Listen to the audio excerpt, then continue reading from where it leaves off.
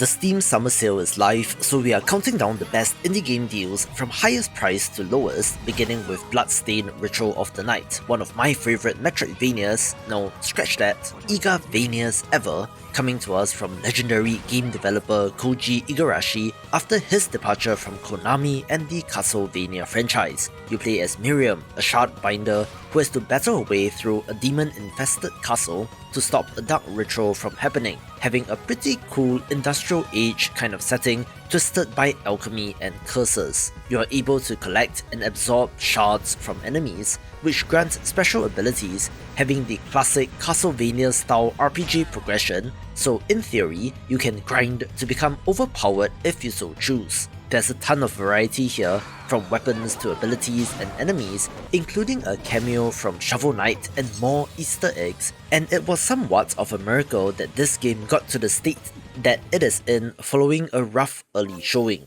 Post-launch, they have added a bunch of free content and is complete, making it the best time to play this, especially since a prequel just got confirmed, which should be out in 2026. Developer Mimimi Games made some of the best real-time stealth tactics titles, but were unable to find a way to sustain themselves, making Shadow Gambit The Cursed Crew their last official title. A fantastic one of these, where you lead undead pirates on stealth missions across fortified islands. Set in a mystical Caribbean archipelago cursed by the Inquisition, you awaken ghostly crew members aboard your haunted ship, taking on missions on your quest to find a powerful relic. Each mission plays out like a puzzle sandbox, where enemies follow patrol routes and use alarm systems, but since you're controlling undead pirates, these have special abilities which you can use to avoid detection or to get the jump on enemies. Choose your team before each mission, selecting from a crew of 8 shipmates,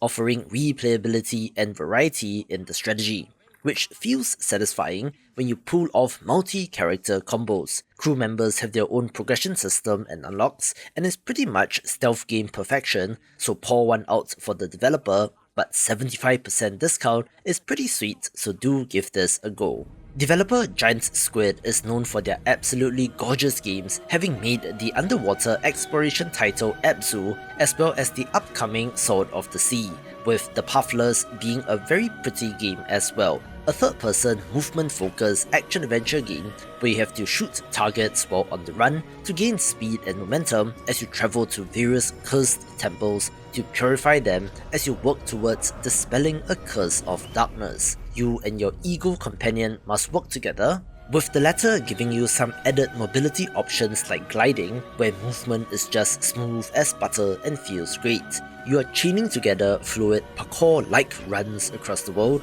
using the speed to solve environmental puzzles, and where cleansing said temples causes gigantic fiery bosses to spawn, which you then need to deal with the combat, so to speak, resembling something more like Shadow of the Colossus instead of Dark Souls. But honestly, the art style is the main draw to me. One of the best crafting sandbox titles is Astroneer, a planetary sandbox, so to speak, where you terraform alien worlds, mine resources, and build automated bases. Explore procedurally generated planets which are themed and constrained, so not completely random like in No Man's Sky, with the goal being to survive and to uncover the mysteries of the universe. This has your classic survival game gameplay loop, which revolves around digging, sculpting, and crafting, with the space setting meaning that being tethered to an oxygen source is critical as well. Research new technology and progress up the tech tree through the use of bytes gathered from wrecks and samples,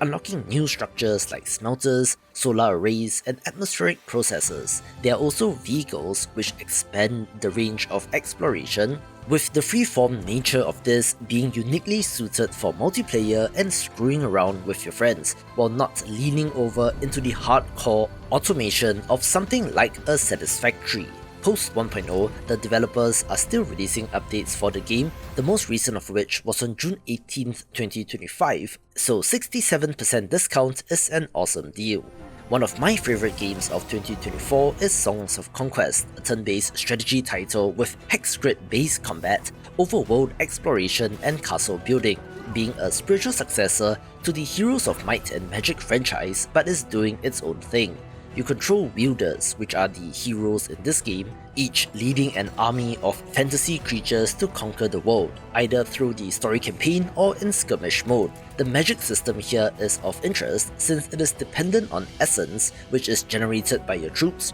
resulting in interesting strategy implications when thinking about army composition. I absolutely love the pixel art, and post-launch they have been releasing new factions as DLC and looks to get even better. One of the secret best games of 2022 is Thymesia, a fast-paced action RPG with Souls-like influence, although it does lean more towards the Sekiro end of things, where you can execute enemies if you deplete their meter, but you yourself do not have to be concerned about stamina. However, that does not mean you can just go ham and wail on enemies, since you do need to dodge, parry, and counter as well. Set in a kingdom overrun by grotesque monsters, you play as Corvus, a plague doctor-looking character battling his way through as he pieces together his lost memories. You wield the plague as a weapon, seizing enemy powers to use as your own, while also being able to transform into a raven form during combat for additional options. Of course, there are plenty of RPG-style progression systems as well, so if you are waiting for more Sekiro, this is worth a try at 66% off. Mega Aquarium is a tycoon management game where you design and run your very own aquarium full of colourful marine life. Think Zoo Tycoon but fish, and you get the idea. You are setting up tanks, hiring staff, and juggling visitor needs while having to keep dozens of fish species alive and happy, and also watching the bottom line to ensure that you stay in business. The core challenge comes from balancing animal requirements like water quality, tank mates, and feeding habits while managing space and power requirements. As your reputation grows, you unlock new animals, research, and deal with increasingly complex exhibit layouts, but this is introduced at a steady pace in the story mode, so not to worry there, where I myself am partial to fish, having kept some in my youth, so of course this appeals to me. Due to localization and import-related issues in the past, there is some confusion between the Monster Boy and Wonder Boy series, which are the same franchise but named differently in different territories, like how Final Fantasy was for many years. But put technicalities aside and get Monster Boy and the Cursed Kingdom, since this is excellent. It is a Metroidvania with the main gimmick of swapping between different animal forms like a pig or a dragon, used in both exploration and combat. Set in a vibrant, cartoony world, you play as Jin, who has been hexed by his uncle Nabu and turned into an animal, journeying across the kingdom to unlock new animal forms in order to stop him. Each animal has unique powers like flight, swimming, or wall climbing, used, of course, in a Metroidvania fashion to allow you to access new areas, unlocking shortcuts and having that looping level design, and is an accidentally made one of these. There are magic and health upgrades as well as loot to find, where admittedly the $30 price tag might have prevented you from trying this, which makes the 75% discount even sweeter. Super Hot is from 2016, but it still holds up and is an iconic indie game looking like a first-person shooter, but is actually a puzzle game. Time only moves when you move in this game, meaning that it's not so much about split-second reaction time, but thinking your way out of situations. It has a cool, minimalist art style and is level-based, each being short, self-contained scenarios where getting hit means restarting. You pick up weapons, throw objects, and grab guns from fallen enemies, plotting your path through the level, where sidestepping a bullet, landing a punch, and then switching to a shotgun to blast away remaining enemies is an example of the action simply being cool as hell and worth a play. If the recent success of Date Everything is anything to go by, people do love their anthropomorphic dating sims, with Boyfriend Dungeon being another such example from 2021. This plays like a dungeon crawler, but with the twist being that your weapons can transform into anthropomorphic versions, fight monsters to level up your gear, then go on dates to unlock new abilities with a variety of unique weapons, each with its own fighting style and personality. There is a visual novel element, and strengthening your relationship with said weapon powers them up even more, so if you thought that dating sims had no gameplay or combat, this title will prove you wrong. One of the coolest looking titles is Cloudpunk, a narrative-driven exploration game in which you pilot a hover car to complete delivery jobs across a cyberpunk metropolis. Set in a neon-soaked cyberpunk world, it is your first night on the job as a delivery driver, where you're presented with only 2 rules: don't miss a delivery and don't ask what's in the package. Of course, that kind of mysterious setup is perfect for a cyberpunk setting filled with mystery, intrigue, conspiracy, and even a dose of artificial intelligence. You are exploring the city on foot and in your vehicle,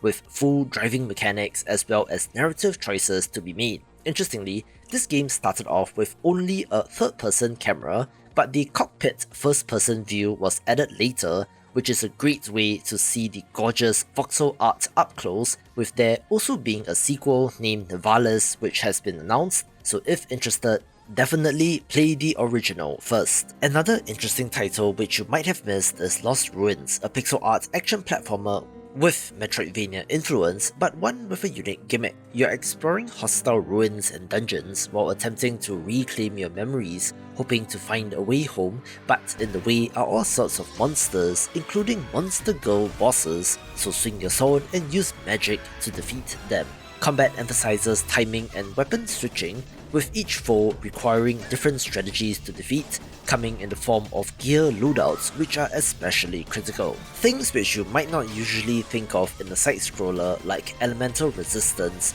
become critical depending on the boss and combat arena you are presented with, where it behooves you to equip the right gear or face an untimely death. While there are interconnected areas with shortcuts to unlock and hidden items to discover, it is fairly linear in that you are progressing from one boss to the next, where I really like the look as well, and I'm curious as to what this developer is working on next. Speaking of monster girls, Minoria comes to us from the developer of Momodora, but it's a standalone title, and similarly, it's a Metroidvania, where you play as Sister Semilia on a mission to purge heresy, which is similar enough to the Shrine Maiden setup in the other series. However, instead of pixel art, this is a 2.5D title that looks alright, with intense combat as a central focus, as well as a moody, mysterious narrative. It is set against the backdrop of religious upheaval as you hunt down heretical witches, using dodge rolls, parries, and magic in order to do so,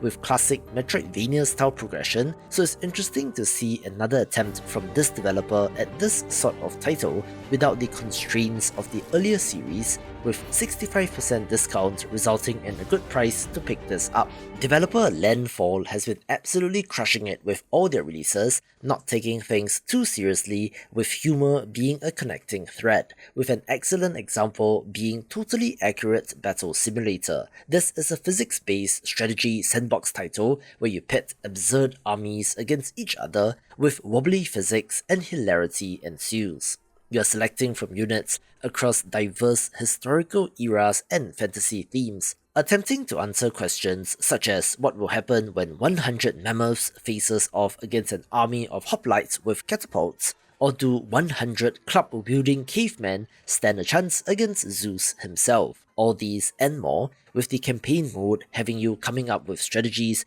to defeat preset armies, while Sandbox allows you to simulate both sides. You can also create your own units and levels, resulting in near infinite replayability, and is just a wacky good time. A title that looks like a physics sandbox but isn't is Supraland 6 Inches Under, the follow-up to an excellent first-person Metroidvania set to be a mix between Portal, Zelda, and Metroid. This game has an interesting history, starting off as DLC to the original Supraland, which is excellent, but then kind of took on a life of its own, becoming something like Supraland 1.5, not quite a DLC and not quite a sequel either, so they decided to release it as a standalone title, and it is pretty good. It takes place in a literal sandbox, so imagine everyday objects but where you are a tiny character. There's good combat and fun Metroidvania style exploration and puzzles, being a steal at 67% discount. A single player first person survival game which was, pardon the pun, a breath of fresh air is Breath Age, focusing on a central narrative instead of just throwing you out in the middle of nowhere with no story. Set in the aftermath of a space funeral gone wrong, our hero has to scavenge derelict space wreckage and craft tools to stay alive. You float through zero-gravity corridors and fields of space junk while juggling oxygen limits, radiation hazards, and malfunctioning gear. Collected junk can be processed and used to fabricate new equipment like oxygen tanks, propulsion modules, and power tools, gradually expanding your range and allowing you to explore further. I like that this game has a definitive end and has been likened to Space Subnautica, which is an apt comparison, where it is one of the best with a sequel announced as well, so get the original if you have not played it. One of the cutest and cleverest titles ever is Kato, a tile-based puzzle adventure game centered on cartography and maps, where you are moving tiles to alter the world around you, getting to new locations to solve puzzles as you attempt to find your way back to your family. It has a whimsical setting full of oddball characters where you're taking on missions to help people with your unique cartography skills. Each area is made up of square tiles which you can pick up, rotate, and place to reshape the lay of the land, with new tiles appearing depending on how you place existing ones. There's no combat or fail states, encouraging experimentation and curiosity, with just the most wonderful art that will give you fuzzy feelings in your tummy. Wake up, sleeper. Dreaming again? Going on to a very different kind of vibe is Citizen Sleeper, the hit narrative RPG that has its roots in tabletop RPGs, but not Dungeons & Dragons, which most CRPGs tend to take from. Rather, you play as an escaped synthetic worker trying to escape corporate control, making a way to a lawless space station at the edge of interstellar society, populated by refugees, hackers, and rogue AI. You roll a limited number of dice each turn and have to assign them to tasks, with the dice value affecting success or failure, weighing risk and reward. The cast of characters is unique, which you will get to know, having to make critical narrative choices that shape their fate, and is quite the intellectual title with a bunch of reading, so know that going in, but what a special game this is. One of the best indie games of all time is just $6, so get crosscode since it is highly recommended by me. This is a 2D action-adventure title set in a fictional MMO world where your player avatar is amnesiac and mute, and you must figure out why and what is going on. Battle your way through the world, encountering recurring NPCs which are characters in themselves, as you do very MMO things like the equivalent of killing rats and fetch quests, which then leads into a grand JRPG style narrative. Combat is the highlight, blending fast melee attacks with charged projectile shots, dodging and timed counters which evolve over time, where you're graded with a letter rank system which encourages efficient dispatching of enemies. The one caveat here is that some people have said that this is a puzzle game with action elements rather than a Zelda-style action-adventure game with puzzles, and have experienced frustration with that, although personally I did not find that to be an issue, with the whole simulated MMO that they created being a fascinating setting,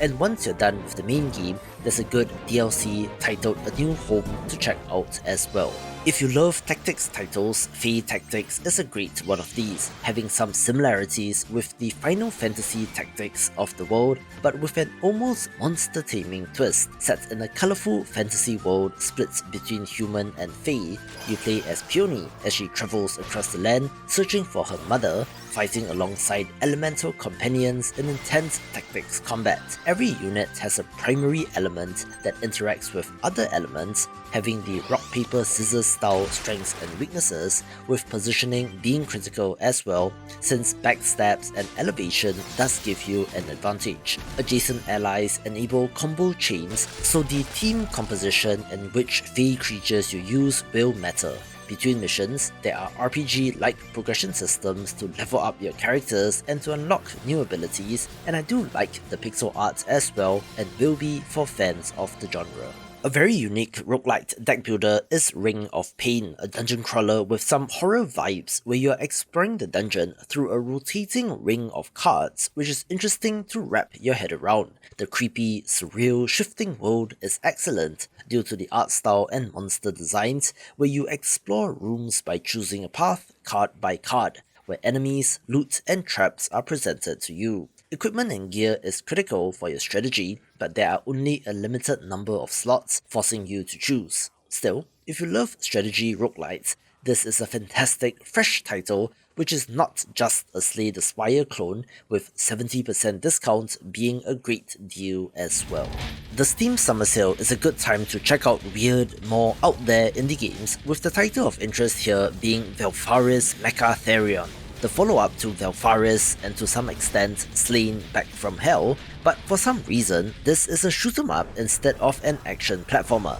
Yes, you heard me right, this is a side-scrolling shooter reminiscent of the good old days, where don't get me wrong, this is a genre which is near and dear to my heart, but has fallen out of favour in recent days. But I guess there's nothing more indie than a developer making a game that he wants to make regardless of commercial outcome, so 3 cheers to that. You are piloting a giant heavy metal mech through alien strongholds, essentially having rip and tear action as you mix your ranged weapons with swinging and throwing your sword, also having a parry system to deflect projectiles and a charge system for powerful guns, with awesome giant boss fights being fun, so if you love this genre, do check it out. You have to give it to this developer since the cult classic Windjammers has somewhat of a legendary reputation among the video game hardcore, and they clamoured for a follow-up, or at least a modern way to easily play this, so enter Windjammers 2. This is a competitive arcade sports game in which you launch high-speed discs across the court in a tennis-like manner to outscore your opponent, having unique characters that play differently and have their own special moves. The world is bursting with colour and looks awesome, with very fast-paced, intense action as you dash, jump, lob and curve the disc in order to score. Precise timing lets you parry shots or dive into counters, with each stage having their own unique arena quirks. This has not set the world on fire, with there being 3 concurrent players on Steam in the past 24 hours as of recording, so I would recommend this if you have friends to play with, and who knows, this too might attain cult classic status someday. Another hidden gem to check out is Death Trick Double Blind, a narrative-focused detective adventure game in which you swap between 2 characters to investigate a murder at a travelling circus. Set in a 1950s inspired fairground full of illusionists, performers and secrets, you search tents and trailers for evidence while talking to suspects, making dialogue choices, and trying to piece together the timeline which will enable you to solve the case. Each lead character uncovers information that the other can act on as you alternate their perspectives to build up a shared case file. Instead of direct interrogation, you identify contradictions in statements and use them to open up new lines of inquiries, where if you're a fan of the carnival or circus-like setting, this should be of interest. It's not quite October, but you might as well get Faith the Unholy Trinity in preparation for Spooky Month, since this retro horror game is extremely well regarded, where you play as a young priest wielding a crucifix to fight demonic forces and uncover occult secrets. The terrifying pixel art entities look straight out of the 1980s, with there being combat, but is much more intense than it first lets on, where I love indie games since titles like this can exist and be hugely successful, and is a testament to the ingenuity of indie game developers. $5 is a great spot for indie games during the Steam sale, since you have $20 games at 75% discount or $25 games at 80% off, with some absolute steals beginning with Boomerang X, a fast-paced first-person arena shooter in which you wield a mystical boomerang to slice through swarms of monstrous creatures while you propel yourself through the air using momentum and skill. You need to master the X-shaped boomerang using the throw, but also the ability to teleport to it to zip around the arena, enabling fluid flight-like traversal and combat. You can also activate slow motion to give you split-second control during frantic encounters, with stylish tricks unlocking temporary boomerang enhancements for extra offensive power. The arenas do end after a certain number of waves, so while frantic like Devil Daggers, it is not structured in the same way.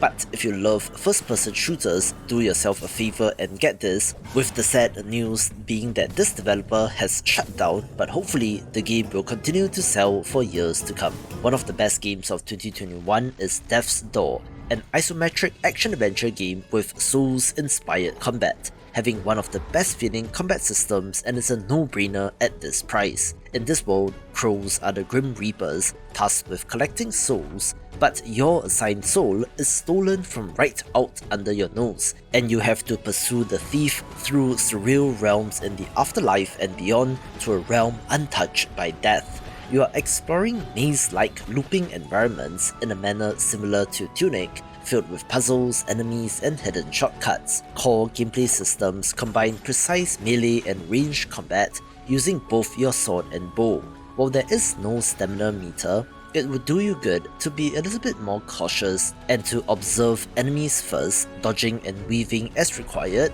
where timing and positioning are critical, especially during mini-boss and boss fights. There is an upgrade system for health and magic, along with a cast of interesting and memorable bosses and characters, where it's kind of insane how this developer is 2 for 2 in making absolute bangers between this and Titan Souls, so I wonder what's next for them. Dreamscaper is an action roguelite dungeon crawler whose most direct comparison would be Hades, but with a sweet 3D art style as well as locations inspired by modern cities as well as fantasy landscapes. Our heroine is literally battling surreal nightmares to heal her emotional wounds, as you switch between the real world, which is where the meta progression systems lie, and the dream world filled with terrifying enemies. The nightmare realms represent her trauma, like fear, isolation, or loss, with a mood and vibe to match, but at its core, the fluid combat which mixes melee, ranged weapons, and lucid powers such as ice blasts or other magic equivalent attacks is the highlight. You will have access to a variety of weapons as well, which are unique,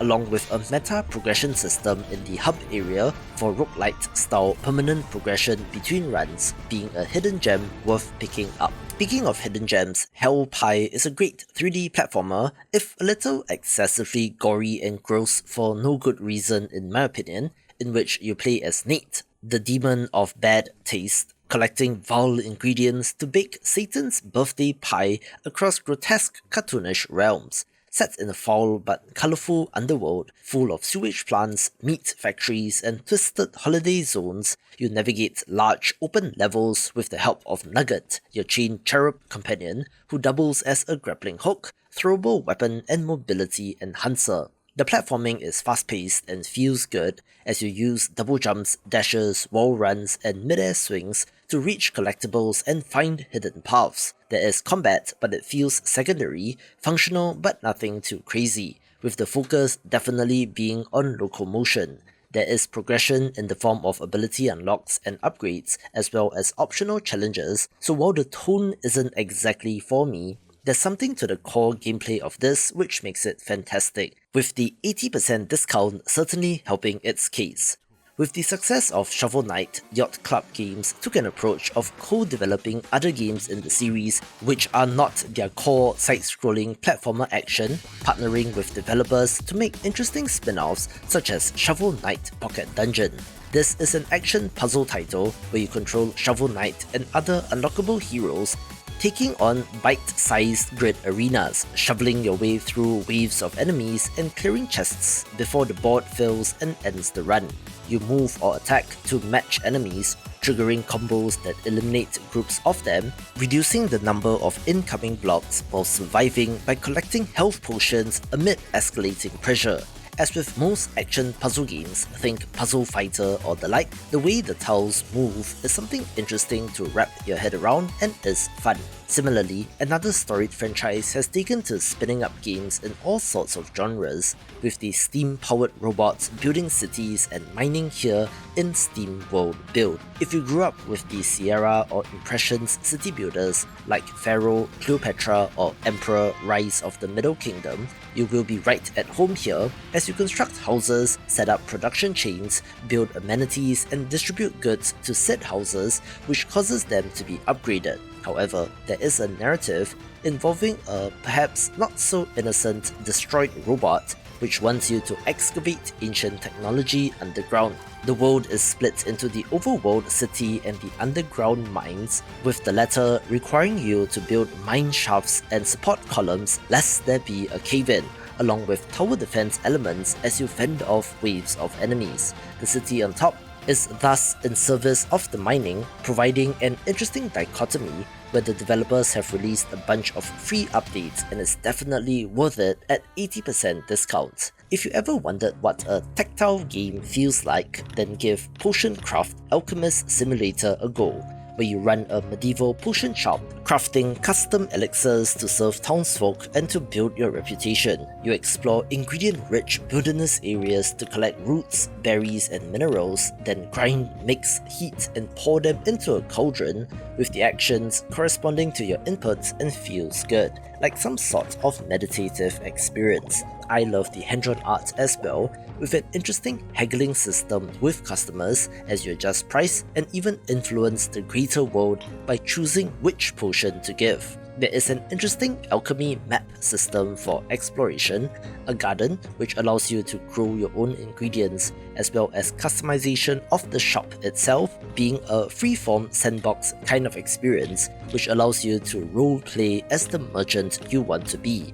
having an insane 32,000 Steam reviews as of recording, and is very popular. Another modern remake worth a play is Wonder Boy: The Dragon's Trap, a remake of a title from 1989, which was effectively a Metroidvania before that term was coined. You play as a cursed hero who has been transformed into Lizard Man, having to travel the land to defeat various bosses in order to restore your original form. However, along the way, you will gain new animal forms, each with unique abilities, which then serves as your Metroidvania-style progression, allowing you to get to new areas. I did not play the original, but reviews say that it is quite a faithful remake, not 100% beat for beat, but it comes close, and where it differs, it shines, especially the absolutely gorgeous hand-drawn art, along with some quality of life improvements like instant weapon switching. You collect treasure from chests and foes, spending gold in towns to upgrade gear and restore health, and for the most part, the game does leave you alone to explore, rather than shoving a big bright arrow in your face telling you where to go next. With additional features like being able to switch to classic graphics, as well as the addition of a Wonder Girl playable character, and it's a steal at 75% discount. Speaking of classic titles, Xenonauts is a turn-based strategy game in which you lead a secret international defense force against an alien invasion, dispatching planes to intercept UFOs, then sending your squad to investigate crash sites in boots on the ground turn-based action. Sound familiar? Yes, indeed. What is old is new again here, since this is very XCOM-like, but more XCOM UFO Defense from 1994 instead of the modern 2012 remake from Firaxis. There is a meta strategy layer here as you manage bases all over the world, managing your fleet of planes and selecting which UFO to intercept, with a limited amount of funds to go towards combating this alien threat. The turn-based tactics during missions are intense,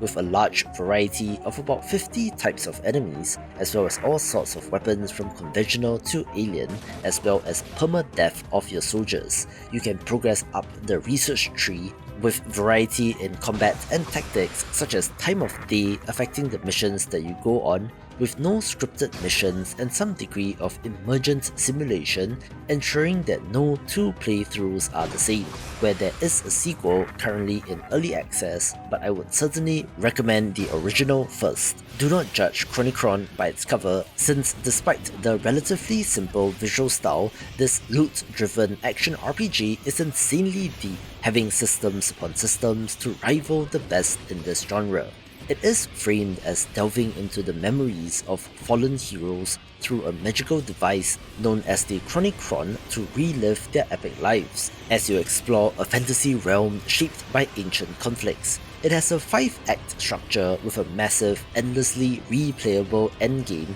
where you slaughter enemies by the hundreds and get powerful gear and materials to be used in the crafting system. all the fantasy elements are present, including gems, runes, and enchantments, along with loot of varying rarities and hundreds of random affixes. Each character has not 1, not 2, not 3, but 4 skill trees with over 170 skills each, being an insane amount of replayability even if you just play with a single character, even more so if you decide to try out all 4, where co-op support with friends just adds to the fun. A very hectic pixel art action roguelite is Wizard of Legend, the spell-slinging title that feels extremely fast in the action, as you effortlessly combo all kinds of elemental spells together to defeat enemies as you take on the wizard trials. The spells or arcana are grouped into elements from fire, ice, lightning, and so on, with multiple options for the basic attack, as well as powerful variants which you can use to create dynamic combos. Randomized rooms, shops, and challenge encounters add variety, with game-changing relics mid-run which can drastically alter your build, also having meta progression systems to keep you hooked for just one more run. The sequel just released out of early access but is by a different developer and objectively isn't as good, with the plus point being that the older game is more steeply discounted as well at 70% off, so get it if you don't own it. Developer Ace Team is one of the most interesting developers out there, being from Chile, and having made some very weird, very out there games like Rock of Ages, where we are looking at Clash Artifacts of Chaos here, a third-person action-adventure brawler in which you play as a fighter journeying to the edge of the land. The creature designs in this game are something else, so if you thought that fantasy creatures are all kind of boring, this might give you a fresh new perspective, with the stance-based melee combat being the most interesting part. You have to choose from different fighting styles, and to use dodge cancels, directional attacks, animation resets, and even your guard to get the advantage, requiring a bit of time to wrap your head around, but can be satisfying when you nail it. In theory, this has some association to their previous title Xenoclash and Xenoclash 2, interesting games in their own right, with all 3 just being weird but interesting. So if you were ever on the fence, 85% discount is a pretty great incentive. One of the best modern tactics titles is also at a steep discount in Fell Seal Arbiter's Mark, where you command a squad of arbiters to enforce order and keep the peace across a war-torn realm while unraveling a conspiracy that threatens the land. The setting has fantasy influence but also medieval and steampunk, with of course there being a central conspiracy to unravel which involves corruption within your own order. There's deep character customization, choosing from over 30 classes from Knight to Mage, to more exotic ones like Fellblade or Plague Doctor, using active skills, passives, buffs, counters, and ability synergies to take out your enemies. Terrain and positioning, including elevation, matter in combat, with an epic story as well, drawing inspiration from both versions of Final Fantasy Tactics as well as Tactics Ogre, where, in a rare move, the Missions and Monsters DLC is also at 85% discount, which is a worthy addition if you love this game. Salt and Sanctuary is one of the all-time great indie games, perhaps the best 2D Souls-like title, in which you take on the role of a shipwrecked warrior battling grotesque monsters across a cursed island to uncover its secrets and escape. The dark fantasy hand-drawn world is inspired by gothic horror as you explore interconnected zones filled with traps, platforming challenges, and hidden lore while engaging in methodical combat that emphasizes timing, stamina management, and precision. Defeated enemies drop salt, which you can use to level up, but you do lose it upon death and must recover it via a corpse run mechanic, but die again before picking it up and it is lost forever. Combat is intense, with the removal of a dimension adding to the challenge, with there being a surprising amount of customization and variety based on the character class chosen and even which god you worship, with this also having a sequel, but the original is more highly recommended, so if you get this, say hi to the Queen of Smiles for me. I just talked about Blazing Chrome in my best run and gun indie games video, so of course I'm a fan, being most similar to Contra Hardcore on the Sega Genesis, but with developer Joy Mash's signature pixel art touch. Set in a post-apocalyptic future where machines have nearly eradicated all human life, you play as the Resistance fighting back, mixing classic run-and-gun action with vehicle sections which are not only side-scrolling but behind the back as well. You can carry a selection of weapons, each with their own strengths and weaknesses, dodging projectiles and jumping to avoid enemy attacks as required, but do be warned that this is old school tough. And if you play on the default difficulty mode, you might find yourself running out of credits, facing a game over screen and having to restart from level 1. An underrated title is Full Metal Furies, a cooperative beat-em-up from the developer of Rogue Legacy, which seems like a slam dunk in concept, especially with the gorgeous pixel art. But there's one very interesting quirk about this game. For the most part, you're battling enemies with brutal combos to save a world torn apart by ancient titans, where certain enemies are color-coded, which must be dealt with by the matching character. So here's the first part. In single player, you're forced to pick two characters which you must swap between, which I suppose is better than forcing co-op only, but it is still a strange choice, which of course has to do with this color switching system. There are RPG progression mechanics to unlock new abilities, which is cool, but then curiously, this is more of a puzzle game as you look for environmental clues and attempt to solve these obscure puzzles, perhaps being too clever for its own good, resulting in expectations not meeting reality. But if you do love puzzles, this is a surprising entry that will certainly be worth your time. Next to the heavyweight of Stardew Valley in the farming sim genre quietly stands Graveyard Keeper, one that looks similar in concept, only you're not some burned out office worker seeking a cozy farm life, but rather are a morally grey medieval peasant in charge of a graveyard in a world where meat is banned. So of course you know what that leads to.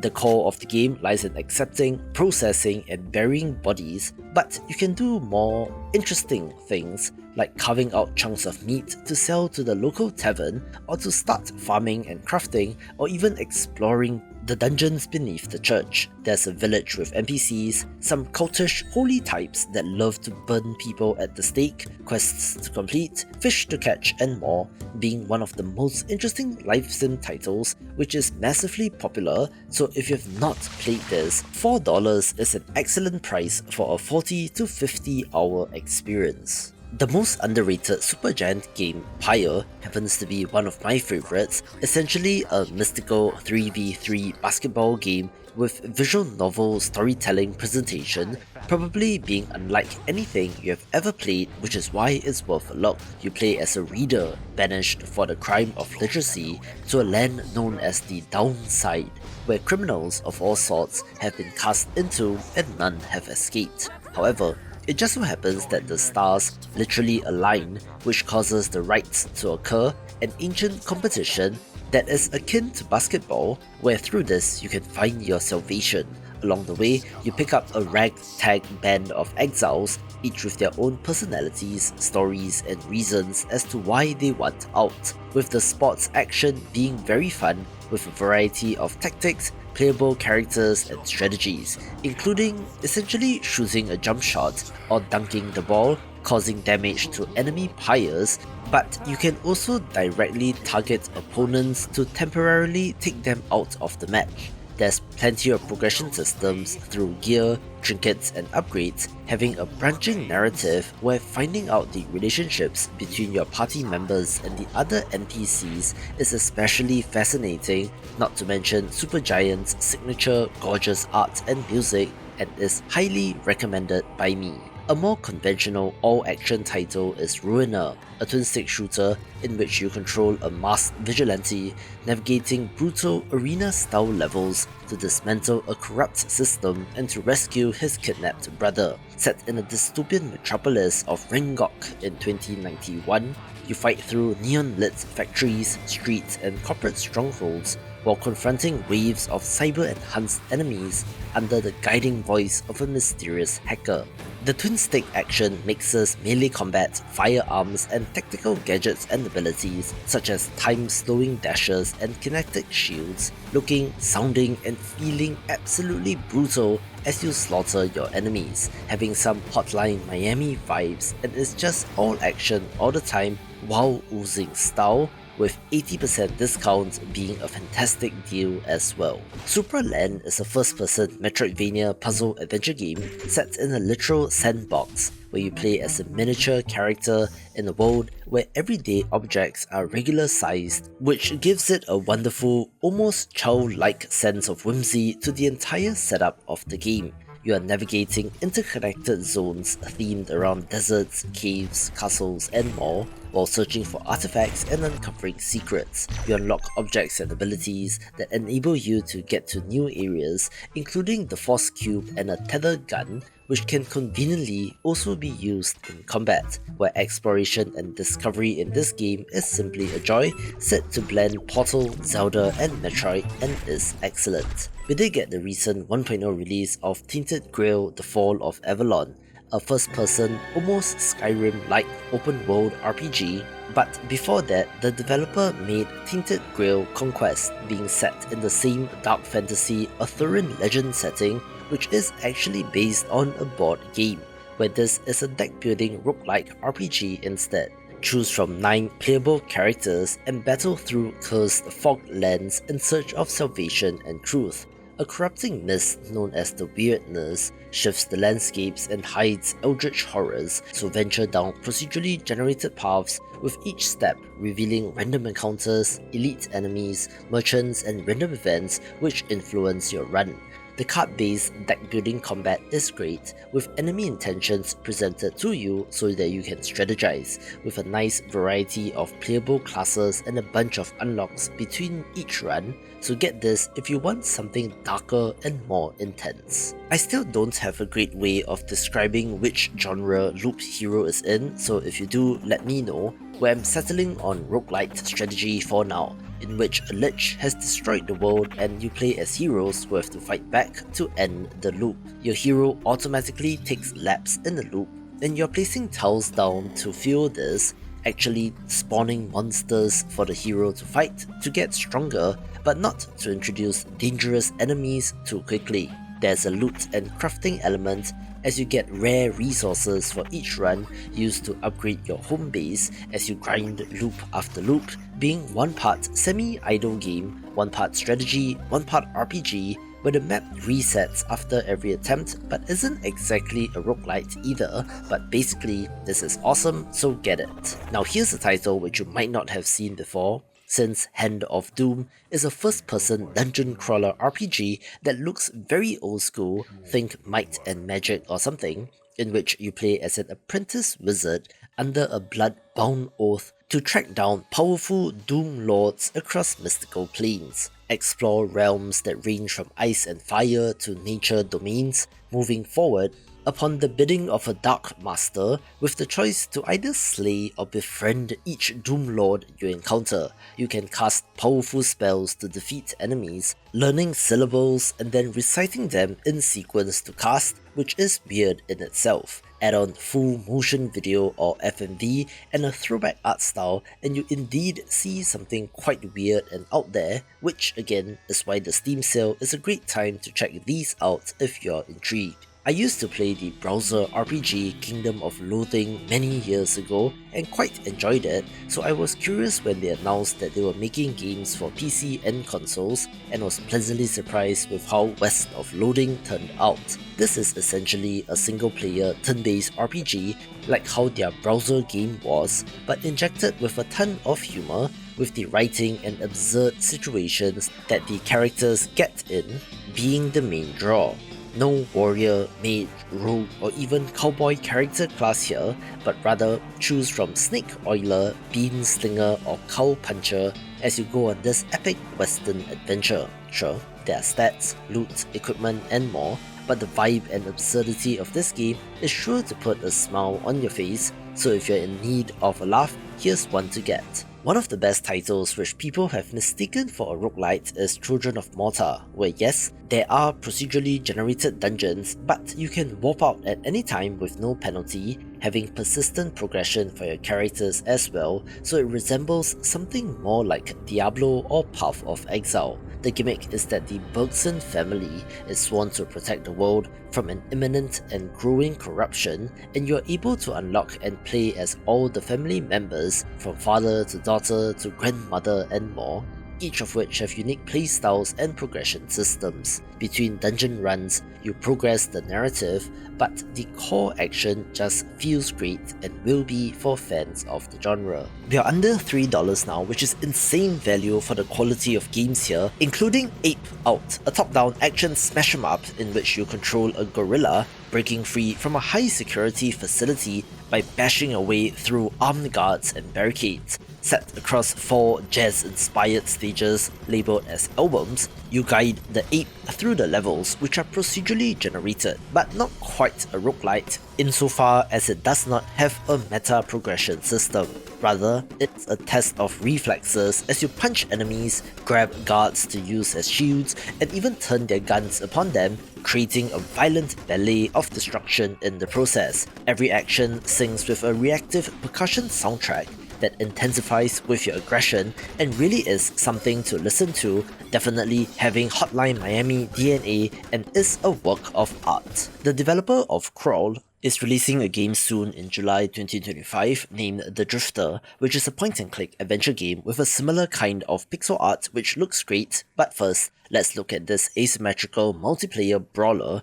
in which you play as either a hero exploring dark catacombs or a ghost controlling monsters and traps to stop the hero. You are exploring procedurally generated dungeons, supporting 4 players or bots in single player, as the hero seeks to reach level 10, enter a portal and kill the boss, while the non-human players seek to kill said hero. However, upon the hero's death, the player that deals the finishing blow then becomes the hero, and round we go until the final encounter. The minute-to-minute action is great, being a challenge for the human player taking on 3 opponents, but then the tables get turned, which is part of the fun. There are standard RPG elements like loot, leveling, and upgrades, but is designed as a pick-up-and-play, more arcadey kind of experience, designed for 30-minute sessions, and is of course best with friends. Death Road to Canada is an older title which I still remember watching videos of on YouTube when it was released, being an early action roguelite, but with a touch of the nonsensical despite the zombie apocalypse setting. It is a self-styled road trip survival RPG where you manage a ragtag group of characters on their journey to Canada. The survival aspect comes in the form of resource management with limited fuel, food and ammo to go around, which means you must stop to scavenge, which is when the zombies come. There is procedural generation of survivor appearance and personalities, even allowing you to create your own to resemble yourself or your friends and family, with co-op support that is a blast with friends as well. Of course, there are random events and critical decisions to make, with good pixel art as well, so $3 is a pretty good price for this. If you love match 3 titles but not the modern garbage on mobile, then Grindstone will be the game to get, in which you slash through floors of monsters to collect precious grindstones as part of your daily job.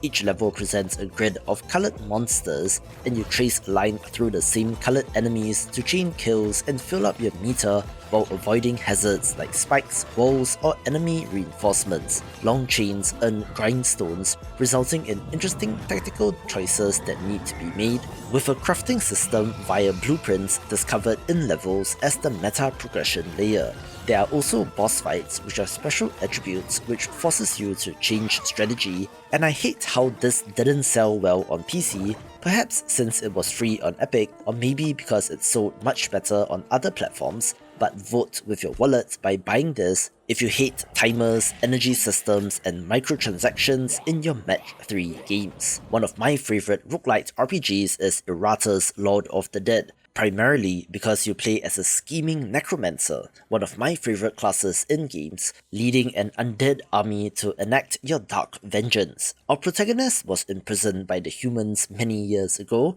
managing to get free, and is now seeking his revenge, literally assembling new units from the parts of fallen enemies to create an undead army. Combat here resembles Darkest Dungeon, being turn-based and where positioning matters, where certain attacks and abilities can only affect enemy units or your own which stand in certain spots, with abilities to manipulate disorder such as pulling weaker units from the back to the front. There are a bunch of progression systems, from crafting more powerful units with better quality skulls and bones, to permanent upgrades for erratas, research, a home base to upgrade and much more, and is one of the best games in this subgenre. A sleek aerial combat title is Jet Lancer, resembling the Blambier classic Love Rousers if anyone remembers that, but with a much higher pixel resolution and what feels like more of an anime influence. You pilot a high-speed jet to battle enemy aviators and towering mechanized threats, engaging in supersonic dogfights across a variety of locations.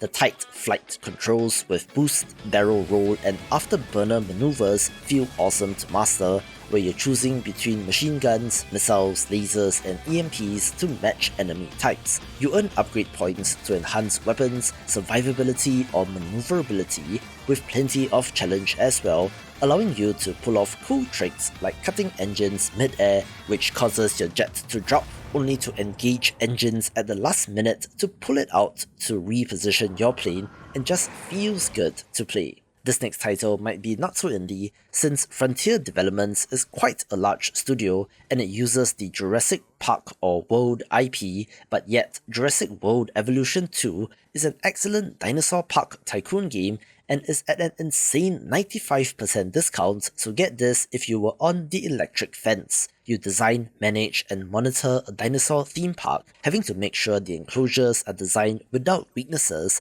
otherwise the dinos will get out, snacking on a visitor or two before your team is able to tranquilize it and to put it down. It is a tycoon game at its core, so all the resource management aspects are required, having a campaign story mode as well as challenge, sandbox, and scenarios which explore what-if scenarios which diverge from the movies. So if you're a fan of the series or grew up with Zoo Tycoon like me, this will probably tickle your fancy. Japanese developer Pixel is best known for Cave Story, which apparently he got screwed over by the publisher, so if you love that game and want to show your support, perhaps get Carol Blaster as well. This is a 2D side-scrolling run-and-gun platformer where you play as a frog employee, battling strange creatures to restore malfunctioning teleporters. Set in a quirky universe, you navigate linear levels with tight platforming controls, using a variety of weapon upgrades from rapid-fire guns to charge blasts to combat enemies. It has fun platforming and some secrets in the level design, and while linear, there is replayability here in New Game Plus, as well as a separate expanded campaign which unlocks once you beat the game, being more than meets the eye. Another blast from the past is UFO Unidentified Falling Objects, since if you have been around indie games, you might have come across Super Puzzle Platformer Deluxe from 2013, and this is indeed from the same developer and is an arcadey action puzzle platformer where you dodge falling blocks, enemies, and projectiles while kicking and rearranging blocks to form large groups, after which you shoot at them with your blaster to clear the lot. It's kind of like Puzzle Fighter, but where you are in the play area with a variety of upgrades and even different weapons varying in power and fire rate. Levels escalate in difficulty over time, and it's a high score chase kind of experience, but you are also unlocking new stuff in the hub area which keeps you coming back, where perhaps $15 was too much, so 80% discounts at $3 might just tempt you to get this. Developer Red Black Spade has carved out an interesting niche for themselves in the Metroidvania space, making interestingly themed titles even if they're not as smooth as the Hollow Knights of the world. One example of which is Fearmonium, where you play as an unpleasant memory within the inner mind of a boy named Max, created after he saw some clowns at a fair attempting to find a way to become a full-blown phobia by supplanting all other fears. Explore surreal, hand-drawn zones, not quite Cuphead, but it's in that general vicinity, each themed around clowns or abandonment, unlocking Metroidvania-style traversal abilities like dash and double jump, as well as combat moves with your mallet. All the core Metroidvania-style design elements are present, such as backtracking and using these abilities to get to new areas, but the theme and setting is certainly unique, being a very curious $2.98 as well, due to a 77% discount. Armed with Wings Rearmed is a stylish 2D action platformer in which you wield both samurai steel and an eagle to conquer lethal terrain and supernatural foes. Set in the dark realm of Black Mist, you play as a resurrected warrior bound by divine purpose, tasked with toppling an oppressive tyrant and navigating treacherous landscapes. The fluid combo-based sword combat with strategic aerial attacks is the highlight, wielding the power of lightning as you strike and dodge, while also using your eagle to scout, distract foes and solve environmental puzzles. Weapon upgrades and relics provides progression over the course of the game, with the handcrafted levels providing plenty of challenge and variety, along with a sick monochrome art style. And if you were complaining about too many roguelite platformers, this is one to try.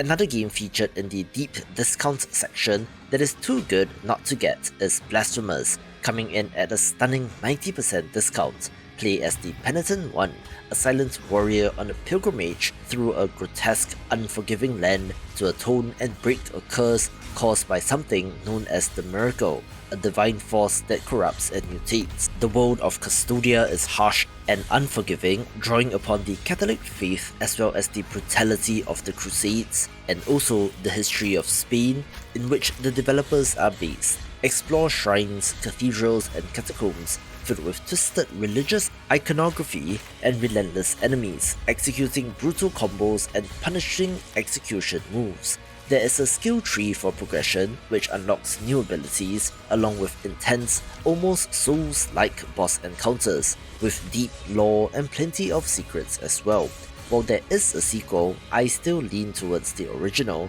so if you do not own this, do yourself a favor and pick this up. I like to pick some unconventional titles for my Steam sale videos, otherwise it will just be Hollow Knight, Stardew Valley, Undertale, Terraria and more, so enter Pharaoh Rebirth Plus, an older action platformer with some Metroidvania elements from 2016. Where you play as Jonathan, an anthropomorphic rabbit explorer traversing through Egyptian temples to collect grails in order to break an ancient curse. It has all the action platforming goodness, but certain areas are gated by gear and abilities, so you can revisit the linear levels to get new stuff, with a bunch of upgrades, loot, gear and relics, as well as intense combat. The developer of this, Crobon Station, later joined Team Ladybug, known for games like Toho Lunar Nights and D-Lit in Wonder Labyrinth, where you can see the lineage between this game and those, especially with the pixel art, so $250 is a decent price to check out this older game.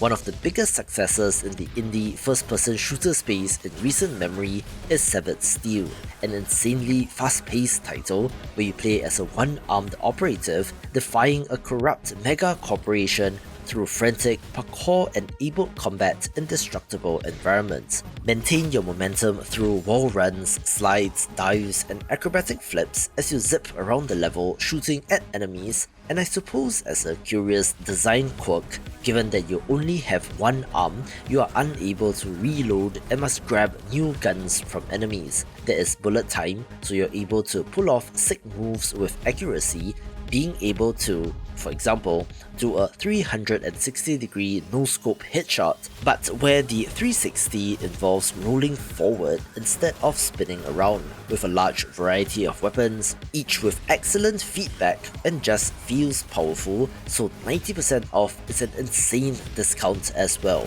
One of the hidden gems of 2020 is Ita, a bullet hell boss rush action-adventure game where you wield a revolver and together with a mysterious, ghostly cat companion must take on challenging bosses. It is all boss fights, but they are linked through an overworld, giving you some degree of choice on which to tackle next, having to learn attack patterns, dodge and counter as required. You can switch to different weapons which might be better suited to certain bosses, with upgrades to discover as well, so if you are up for a challenge, this is one to get. A relatively underrated title is Kaze and the Wild Masks, a 2D action platformer with some Sonic or Donkey Kong Country influence, in which you play as a rabbit on a quest to save a friend from living vegetables, using the power of ancient animal masks in order to do so. The wild masks of tiger, eagle, lizard and shark grant unique traversal abilities like wall climbing, gliding, burrowing and swimming, which you need to master to clear the platforming challenges. Platforming is key, with some light combat elements along with collectibles, time trials and even boss fights, all wrapped up with an awesome pixel art style, so less than $3 is a great deal for this. An underrated deck building RPG worth a look is Aces and Adventures, one which, admittedly, isn't much to look at, but this combines poker mechanics with ability cards in their combat system, which is worth a try. There are 13 fully voiced campaigns here, in addition to procedurally generated runs, with the former being appealing if you want a break from roguelites. It is not quite Balatro since it doesn't have that scoring system, but using poker hands to deal damage in regular card-based combat is interesting to wrap your head around. You do also have 5 characters to choose from, each of which plays uniquely and have different core strategies and approaches, and is for fans of the genre. Once upon a time, the idle game was the hot new thing, from clicker heroes to adventure capitalist, which then petered out but saw a spike in interest in 2018 with Dragon Cliff, a semi-idle RPG where you assemble a team of heroes who battle monsters, explore dungeons and gather gear for progression. You recruit adventurers from 25 different classes, assign them gear, form a party and then send them into procedurally generated dungeons to fight, level up and earn resources even while the game is closed. Optimizing and automating this incremental process is thus at the core of the experience, with strategic builds to craft skill trees, 100 different active and passive skills, hundreds of different types of equipment, an effect system, enchantment system, gems, reforging and much more. So while it has a relatively simple pixel art visual style, don't let that fool you, since there are deep systems at play here and it's worth a shot for $2. A very interesting release is Evoland, one that looks like a Zelda-style action-adventure title, but then it adds in turn-based JRPG combat, and in fact, is more of a history lesson than a video game itself. Don't get me wrong, it's a fine game on its own, but the appeal of this is how they are showing you video game history, of the changes in art style and influences over time which are woven into the game itself, where I myself am partial to the almost Final Fantasy VII looking parts of this game. There is a sequel as well as a compilation of both, named Evoland Legendary Edition,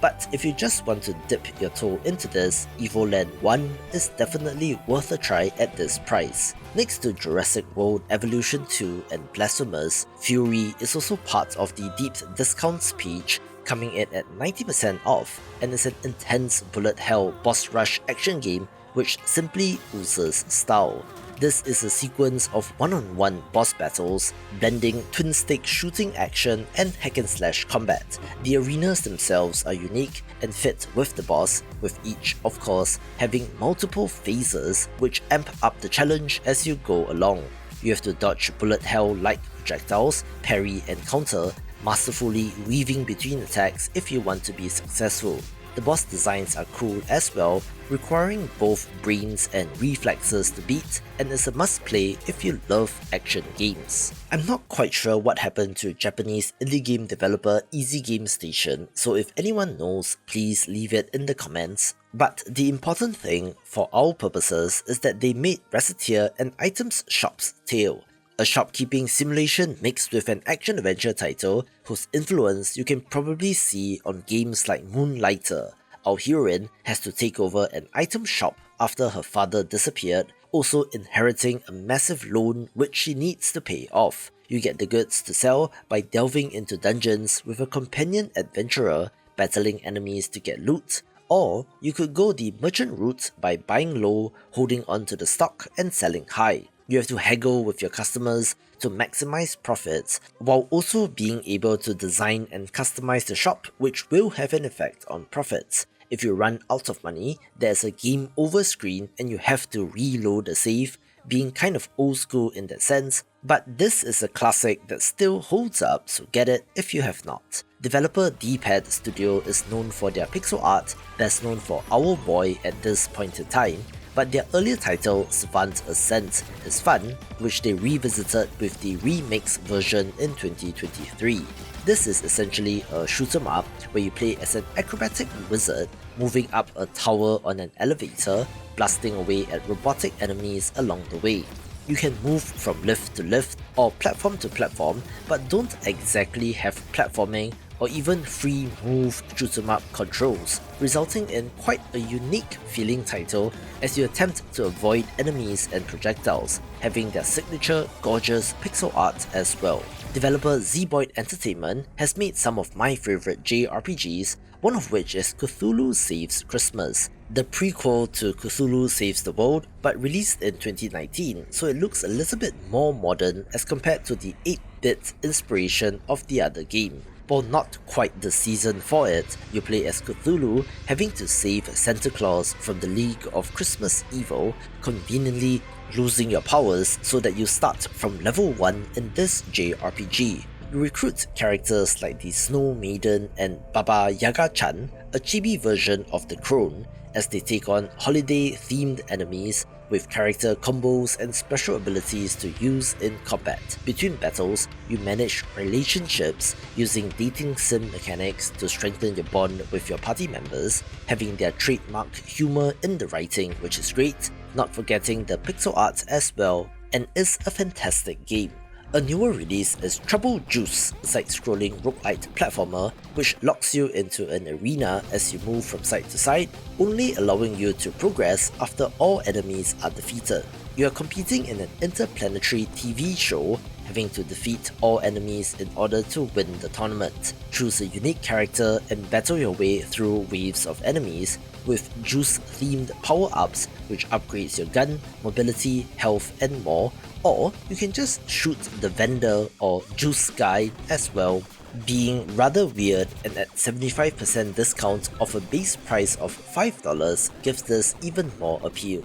Speaking of weird and interesting roguelites, Snake RX looks like Snake, but you're not just moving in 4 directions, instead having a more natural snake-like movement where each segment of your body represents a hero and you are using them to destroy oncoming enemies. Sure, it is very minimalist visually, but don't let that fool you since this is a standout roguelite, so at about $1, this is a no-brainer pick. Watch this video for more of the best indie games.